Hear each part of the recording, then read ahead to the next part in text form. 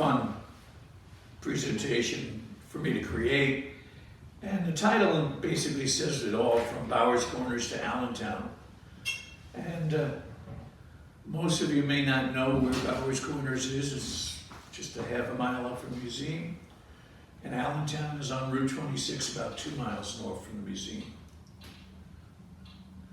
This first map from 1838 shows Broome County the way you probably don't realize it did look. And the reason I selected it is it shows a few roads, and there were only a few roads that existed in the 1830s.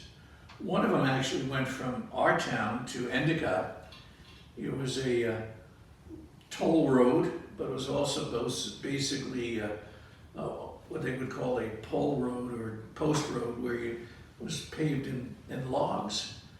And that road alone was one of the reasons Maine became successful economically, because we had a way for the farmers to get to Endicott, and by the 1840s, said it again, train traffic was, trains were running through Endicott. So it can, as an example, the tannery we have in Maine that existed from the 1830s to the 1890s, a lot of the hides that they used in the tannery were actually delivered to us from Chicago, and they even sent from South America, and to be tanned in our tannery. Two other roads that are there, one came from Binghamton at the confluence, and it went sort of north and west, and the other one was sort of where 38B is, type of thing. But almost no roads in our area. Another map a little bit earlier, it says it's from the 1829, shows the location of the Boston land purchases that we had. The circle area to the left of the map, which is all in pinkish color, shows the actual numbers of the Boston purchase. So if you lived in Massachusetts, this map would have been there. You put a point to it and you could buy that. I think it was 12.5 cents an acre. So, I mean, things were really available. And of course it was a old growth forest, so exceptionally fruitful area for earning monies. A lot of the people who came here came from the Revolutionary War soldiers, because a lot of them had come through here. Another map, and this one's kind of nice because it shows the original names of some of the small towns. Nobody started with a large city. Main Village, of course, Allentown, Bowers Corners, Nanticoke Springs. These are names that were familiar back in the pre-1900s. This slide starts off with Janet Bowers Bothwell. And Janet Bowers grew up just basically less than a half a mile from our museum. She was the wind between beneath our wings, where she actually started with the original, I think 15 or 16 original members of our historical society. She was our first curator, and one of the things when her project really was she had hoped, following in her father's ideas, to turn Allentown, Bowers Corners, and even the hamlet of Maine into an historic area. In order to do this, she had to document it, and she hired Barbara Ebert in 1998 to conduct the research, especially on Allentown. Here's a photo taken off of the internet, and this is Google Maps. The red star is our museum. Nanticoke Road basically travels north from us, and if this is back in the 1800s, Route 26 doesn't exist. And the way you get to the other side of Nanticoke Creek is you go up to Tyona Road, make a right-hand turn. There was a continuation of Tyona Road and a bridge that went over Nanticoke Creek, shown with the red line. You would have crossed over, it was right close to where our grist mill is today, and then you can travel north in it towards Allentown. Slide 6 shows Bowers Corners. as interpreted by Clarence Stratton in 1973. And this is really interesting because it was a full little hamlet. The Norton shops were there, still there today, part of a historical society. Across the street, which again doesn't exist today, but it's still there, was a general store.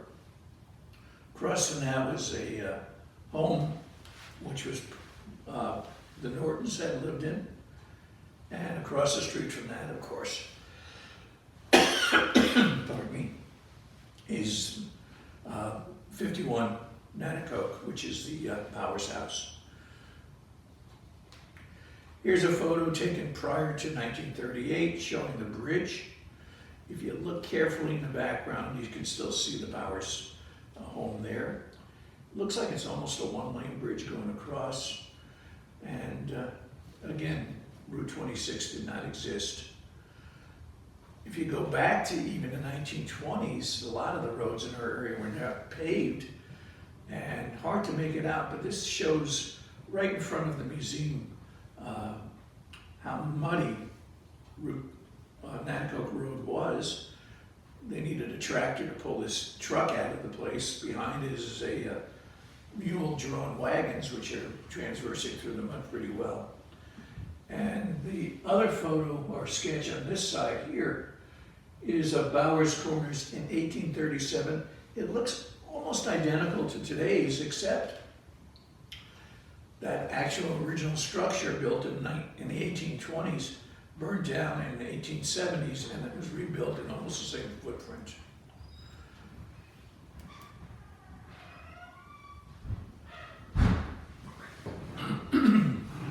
Continuing on slide 9, which is a data table which starts mileage-wise from where the old bridge would have been on today's Route 26. It has the addresses of a lot of the homes going towards Allentown. These are the addresses today that are correct. It also has the next columns, the names of the places or locations, as they may have been known back then, the year the structure or roadway was built or cemetery, and then lastly, if I could look it up, some of the current owners of that property. If we just go across the bridge, what I consider gem that we own in our organization is an 1830 grist mill. It's today called Pitcher's Grist Mills, and was originally built by the Slauson brothers. They lived on Tyrone Road, came to our area in the early 1800s. The Slauson brothers were young, I think 19 and 22, when they first had the original grist mill. It has changed over the years. As an example, here's a 1910 photo of the same grist mill, and actually to the left area here, in the hat behind the wagon is actually Archie Pitcher and his sisters on there. You notice the roadway was much higher than it was today. Another view of today's Pitcher's Mill is taken from across the street. The wet area there is kind of indicative of two things. Number one is that the mill is built right at stream level. And of course, the reason for that was the actual wheel that spun to drive the entire mill. The water went underneath the mill and out the other side. And there was a little pond, and then the next slide we show a beautiful rendition by Mr. Slauson. And this was in 1837, and it shows the creek. And I'm going to point with my fingers. They call it the main road, which would today be Route 26. And of course, the location, the grist mill and the pond. And to the right, they dammed up Nanticoke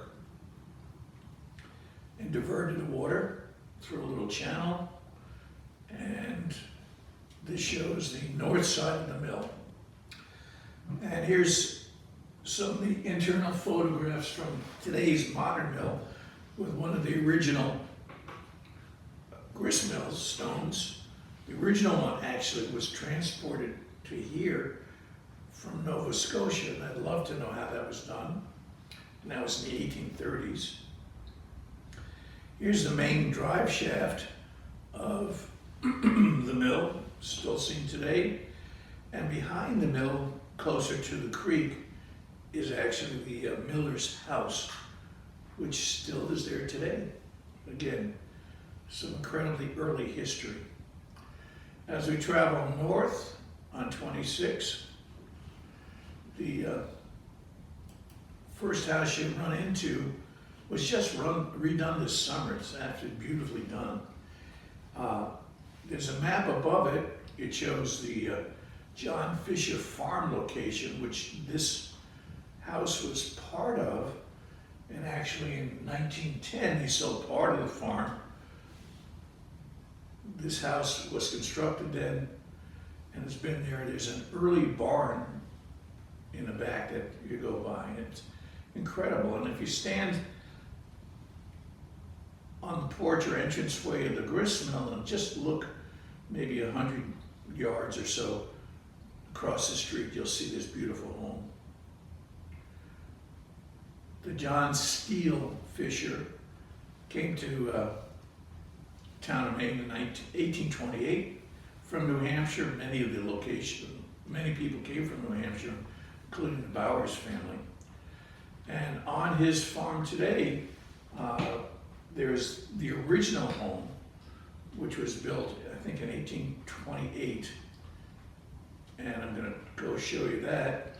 And today you may recognize that as the Henry Barnaby home, 2876 State Route 26. After the Steele family and a few others, one of the notable people we had there was Glenn Bartle, who became the original president of what becomes Harbor College on that one. His wife, Wanda's next to him. They moved into the Steele house, remodeled it, brought it up to snuff. Across the street from them is another incredibly beautiful home. Patty Blair lives there today, keeps it in immaculate shape. It's absolutely beautiful. And next to it, everybody has seen that barn with a flag on it. It was done for the 1976 bicentennial of America, and it's been in there ever since. And that barn belonged to the Flynn family, who were the original owners of that Patty Blair's house. And he was a furniture maker, and he also was did funerals. So he basically built his coffins and stored them in there. And we have some of the early records from the original funerals that were conducted by the Flint family in their area. After them, another important person in our history, another Bowers. This is the, I think, second child of the family.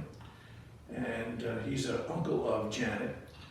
And here he is in the same house. And if you look carefully, you'll notice he's finishing off sap to make it into maple syrup. So Charles Bowers, they're part of the farm. Maple syrup was an important commodity for sale from our region. We cross the street again back onto the east side. Unfortunately, this one does not exist. It was a few houses up further, about 10 or so years ago. There was a small fire in it. It was physically moved onto the golf course, if we'll call that. And it was then dismantled after a while. Somebody bought it. Dan Ackley bought it, who lives on Flint Road. And he dismantled it board by board and has it stored away and hopes to use it or reassemble it in the future. The Marine House, which is there on that one, would have been one of the oldest ones in our valley. And again, we're heading towards Allentown. We haven't reached East Main Road yet. On the west side of the street, still here today, beautifully maintained, is, I'm calling it the Gallagher House. They're not the ones currently living in here. It's from 1842. Behind it is an absolutely gorgeous, gorgeous barn. And again, these were all farmers. You know, we mentioned the Flint farm, but the whole area was farming in that region. The farming was basically due to the fact that the original people who moved here around 1800 cut down all the trees. That was their original source of income. After they cut down the trees, originally back then, they actually, believe it or not, floated it down Nanaco Creek. Here shows the drainage basin of Nanaco Creek. The Hamlet of Maine is almost where the two branches, the east and west branch, meet. And over the years, Nanaco Creek has been a plus and a positive and a negative in the history of our town. The positives were it's now considered a trout stream. Back then it was used again to transport, believe it or not, logs down to Glendale area, and then they would have been shipped, floated, I should say, down towards Baltimore. But the thing that was negative about our Nanaco Creek is that every once in a while it floods. And this is a photo from 1937, basically behind our schoolhouse, showing Bowers Corners in the 1937 flood. The bridge that was going to be built for the Route 26 actually was destroyed during that flood. We've had, and I recommend you go to the PowerPoint and read all the text that I have in there. And like in this one, I talk about some of the major floods that went through our area. Still heading towards Allentown. I haven't gotten there yet. We're now up to basically intersection of East Main and Ames Road, which is the blue dot shown on this map. As we head further up, the map that it's drawn on is from the 1866, excuse me, plat map of the area.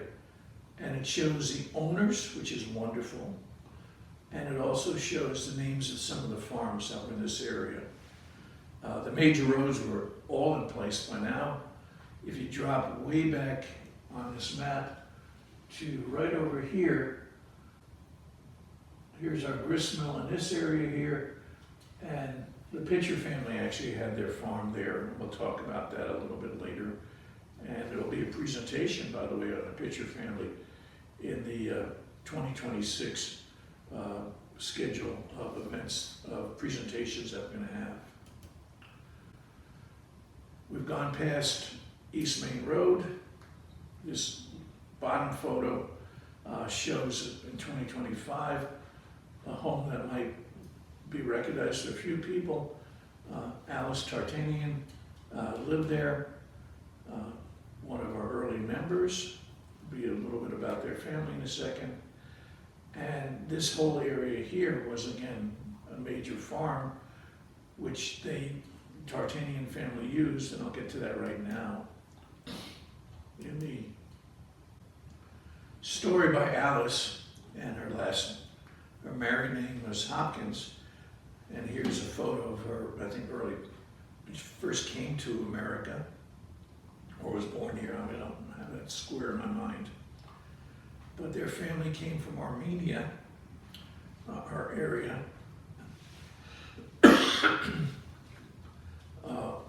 Actually had quite a few immigrants, Scottish, Irish, Armenian. A lot of people came here because of the rich soil. The Tartanian family had a dairy farm. This photo here, which kind of shows like just a hole is actually a pathway underneath Route 26 that was put in because their farm was on both sides of the road and they wanted a place for the cows to cross without causing problems on the road. Alice's mother and father, taken in the 1930s, farming techniques are a little bit different than they are today, but here they are haying, if such a word. If not, I made it up. Their family is buried in the Allentown Cemetery. And here's one of the early photos of Alice's dad, and her mom's in here somewhere, and their family from the 1930s. This next house here is a little bit under disrepair. Its famous, or history I should say, goes back to one of the earliest settlers in this area, the Caswell family. The name is up here, and they came here around 1800 and they built a log cabin, stayed for a few years, eventually left the area. After their log cabin was built, then I think, I've got to look this up here, 1835 this building was constructed, and the last member that you may know is the Babbitt family. He was the director of the main town band and also was a teacher in ME schools. And here's a photo of him to remind you. Again, the Babbitts are also buried in Allentown Cemetery. I'm going to go back a slide for a second here. And this house now belongs to the Ackley family, the same gentleman who took apart the original house that I talked about earlier at the golf course. This one he's currently repairing it. It's a beautiful example of a New England style, what do I want to say, colonial home on that. And I'm sure he will eventually get it into an absolutely gorgeous state. So the Babbitt family, and now we go a little bit further up and we're finally getting almost to Allentown. The red dot in this map here from 1876 shows the location of this Allentown Cemetery. The main part of Allentown is shown in a black circle, and there's a few important names historically in the Allentown area. The Caswells had left way before Allentown was settled, but the Marine family, M-A-R-E-A-N, moved into the Allentown region. The Patterson and Marine family originally started in Vestal and Endicott. The second generation moved out here. Also in this area were the Allen family, Allentown Allens, and both of those families came here in the 1830s. This map shows the roadway, the one-room schoolhouse, which building is still there, even though it's now been turned into a personal residence, the cemetery, Marines, Phelps, all these are farms, I'm sorry, in this whole area. And the original numbers here, the 152, that comes from the original map location of the Boston land purchases that we had here. So 130, 139, et cetera, these were all purchased. The cemetery, I believe, was donated by Matthew Allen in around 1840. And again, all this research is backed up by Barbara Ebert's report to Janet in the hopes of turning this into a historic town. This area, again, after the trees were removed, became a major farming area. In the blues,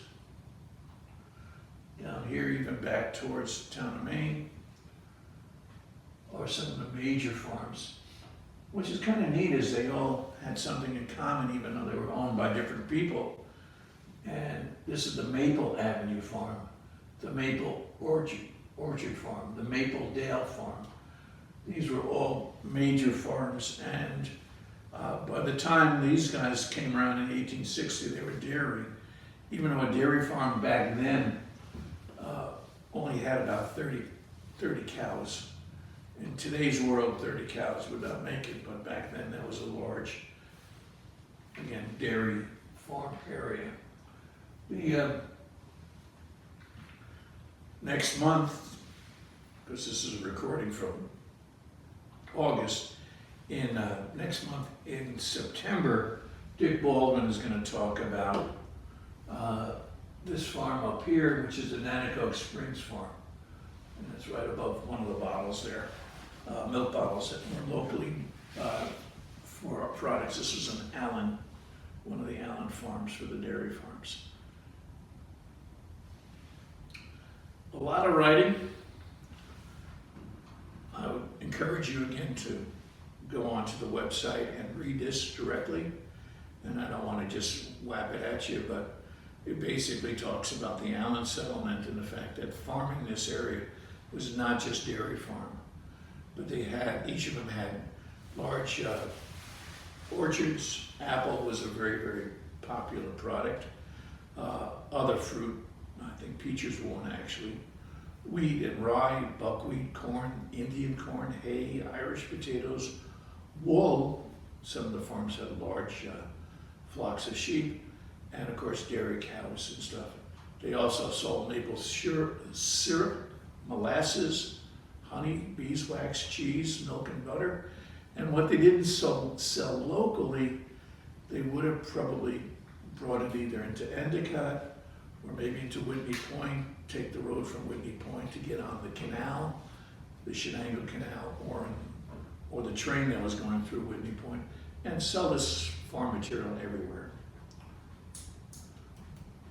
Across from the Allentown Cemetery, this is a photo from the, I think it's 1930s, yeah, of the one-room schoolhouse. Again, same location, same place today. Kids playing on it. Allentown area was very, very active as far as the Allens, Marines, and the other families in here. And up until 1938, the community of Allentown, that schoolhouse, had some teachers, which you may know, Al Parr, Clarence Berry, Esther Prentice, Lawrence Smith, and Harriet Ravis. They were some of the teachers, and usually teachers stayed for a year or two in one-room schoolhouses. The cemetery, this is one of the original stones, even though it's flat on the ground, and I'm not sure if it was originally put that way, but this double grave stone is of Lucy and Matthew Allen, some of the original inhabitants of, obviously, Allentown. Another photo showing the schoolhouse across the street. And here's one as you drive by. You'll notice there's a chain link fence. And when land was donated by the Allen family, Matthew Allen specifically, and the stipulation was that it had to be kept enclosed with a suitable fence. It's still an active cemetery, and it still has an active group who maintains it beautifully. On the north part of the cemetery, almost every one of these tombstones is of the Marine family. And going back to at least 1812 veterans that were in there. And I'm not sure if there is a revolutionary individual in there. Going on though. Aerial photo shown today, and again, with where the various farms are. This is Allentown, the center of Allentown. Down here, let's see if I can get whatever. Okay, so here's Flint Road, 132 up on top. Is Dunham Hill Road, And the photo shows what looked like, I don't know what you'd call it from above, but those are greenhouses. And Kimberly's greenhouse is right there. So Allentown basically went from Flint Road up to Dunham Road in there. And about 8 of the original homes are still there. This is one of them, the Matthew Allen Carley home. If you drive by today, 45 miles an hour, it just looks like a beautifully kept house. And it is, and it's historically, again, was a farmhouse. The Carley family is a fascinating family. Here's a story basically of them. They came to Marathon, Cortland area in the 1799. He was, I think he was a soldier in the Revolutionary War. But his family then, part of his family moved down to our area and came to Allentown. So Ebenezer didn't live here, but was up in Marathon, and then Wellington Carley, the third one down, was the one who first started the Carley household. And here's some more Carley members, including a photo of Wellington on the left, and his son Ralph on the right. And then there's another photo of Ralph with his triple horse team farming that area there. Allentown's also, believe it or not, was known musically because the Allen family were very, I am told, exceptionally good musicians on that part. And here's a group meeting in Nanticoke. Again, Ralph Carley is found right over there, and all the kids who are taking music lessons on that singing school. Cool. Another house just north of Flint Road is this one here, the Marine House. And in July, basically this house was damaged by the hailstones we had, as all the other ones in that area. But if you drive by today, you see holes in the siding, and the roof has to be repaired. But this house has been around since 1848. A lot of story about the Marines. Again, I strongly recommend you go on the PowerPoint, read through it. Not that every word is important, but historically, if you're interested in this area, it is. And again, thanks to Barbara for our research. William Marine, his wife, Deborah Jane. And this is the same house here that you see here on that.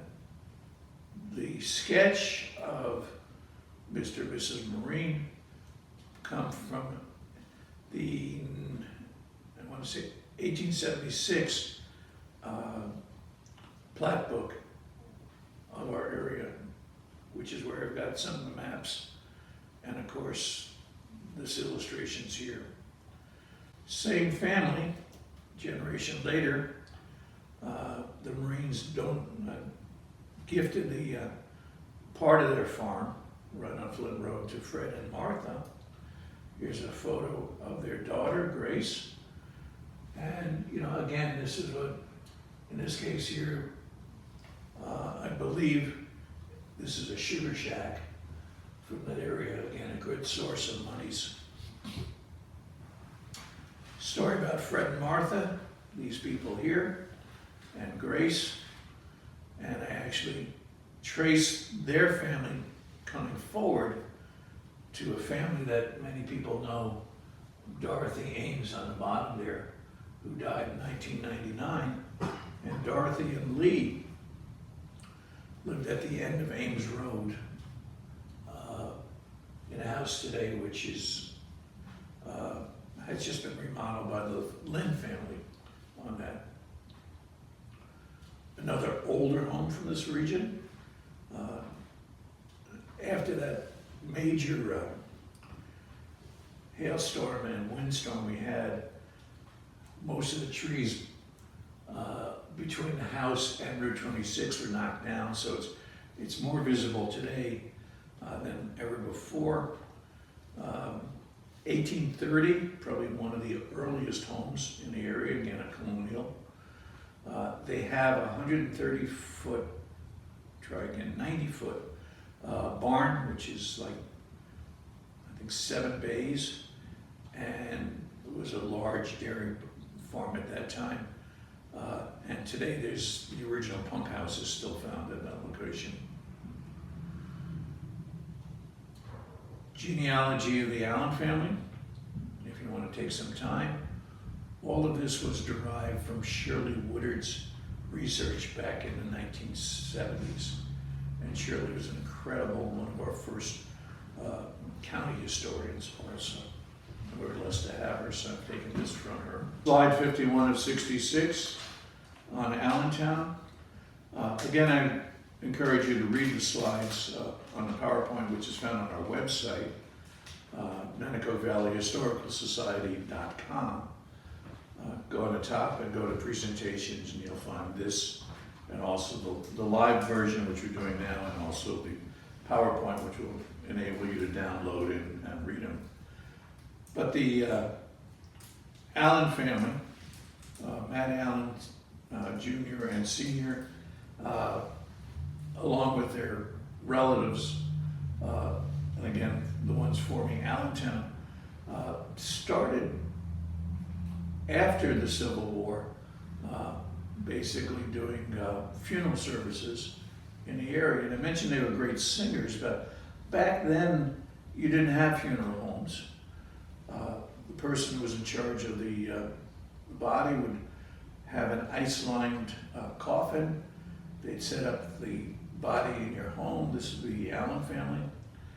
And they would do the whole service, including providing the music, which was in this case singing along with the various hymns that were necessary or wanted by the families on that one. Matt Allen Jr.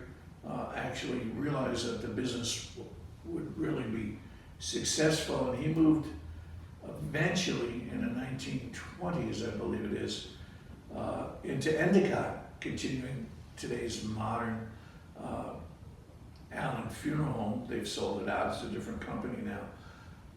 And this was not the original site, but the Allen family worked it, and here's a photo of, Junior here and his wife, and Jessie A. Dudley Allen. Jessie is the daughter of Dwight Dudley, a dear physician we had in town on that one. So,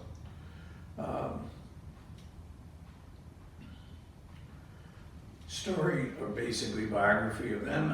What's kind of cool on this slide here is the fact this is on Main Street, and you notice it was a sign of them being undertakers and their beautiful carriage and horse team for the funerals on it. A little bit further north, right on where Dunham Road is another home. In this case, it's again a famous Allen to us. In one sense, Belden. We'll get to him in the next slide. But Kimberly's family has really done a great job in upgrading the home and everything else there. And we're almost at Allentown in there. Belden Allen, the one who owns that house and farm, is known for a couple of reasons, and one of them is this. And it's not a mistake on the photo, but actually he has a hole in his head from where he was shot in the Civil War. So Belden Allen spent his entire life probably answering the same question about his hole in his head. He wrote a nice diary, which we have a copy of in our archives, about the day he was shot and how he woke up and where he was working. He was in the engineers on that. Belden, again, is buried in Allentown Cemetery. Here's a photo of himself, his wife, and believe it or not, Archie Pitcher, who's Pitcher's Mill type of thing. Another Marine family lived a little bit further north, and just trying to get a little bit more of the history of the area. His wife, Lucian, brothers of, and again, there are Marines everywhere. One of the stories, you get lots of local stories about the Civil War, has to do with Matt Allen Jr. We talked about him donating the cemetery to Allentown. They had, I can't recall right now, I think 2 children. One of them was Caleb. And Caleb, of course, like 190 other people in the town of Maine, volunteered for the Civil War. Unfortunately, 15 of them were killed, and many of those killed were not killed by bullets, but actually were killed by disease. Caleb was 26 years old. He had just been married, and in 1865 he died in Virginia. And this interesting thing is that Caleb's dad, Matthew, actually went down, located his body, and brought him back so he could be buried in Allentown Cemetery. The Walter family, again, a typical family. This is just a little bit north. And the reason I include this has to do with the beautiful home they had, and it shows it on Route 26 in today's world.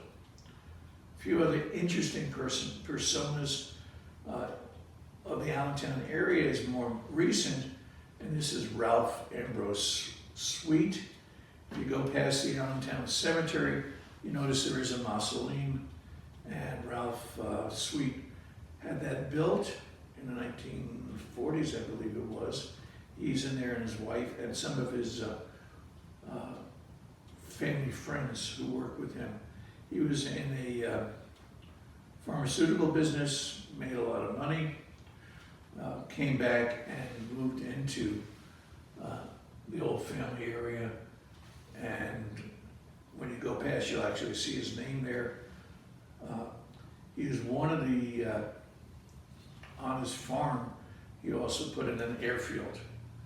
So he was an early flyer, and he used to fly over the area even before we had the Broome County Airport on it. So Ralph Sweet, and basically that's it.